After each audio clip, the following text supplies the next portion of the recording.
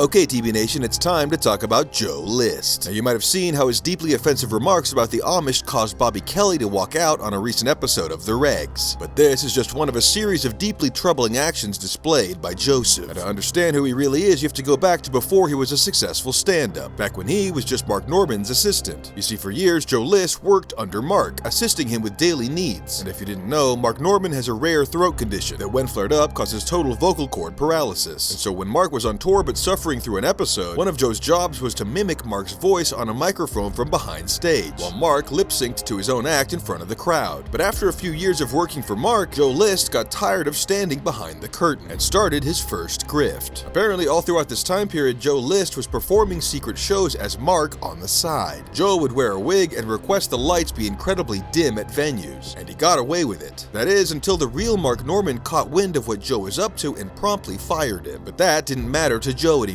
He now knew the complex and secret joke codes, like shame plus sex equals laugh. So Joe became a successful comic in the New York scene. So why doesn't Mark Norman hate Joe List? Well, according to insiders, Joe List is a trigger-happy gun nut who's always armed. And that's why Mark looks so uncomfortable when he's on a podcast with Joe. He's afraid for his life. And the bully known as Joe List has used his terrifying reputation to climb the Hollywood ladder. And after a long overdue lunch with Chris Angel, I was able to get my hands on Joe List's personal journals. The truth is more shocking than you'd believe. Apparently, the real reason Joe Rogan moved to Texas was fleeing from the dangerous and territorial Joe List. And after List took over LA, any comedian that wasn't willing to obey the rules was forced to eat human feces. And now that Joe has been romantically linked to Zendaya, he stepped into an even bigger arena to bully. And this week, Joe did something unthinkable, intentionally ending his own stand-up career by saying the N-word live on Jimmy Fallon. Apparently, List is so confident in his new career as a rap manager that he decided to burn all bridges to comedy. But so far, the only client Joe has managed to sign to his roster is a young folk rapper named Young Neil. And there's plenty more strange things about Joe, like the time he credit card swiped Rihanna's butt crack as a hilarious joke and got bitch slapped live on TV, or how he privately wired P. Diddy $100,000 after his arrest. But we'll have to save that for another time. Until then, Joe List, you're a total bitch.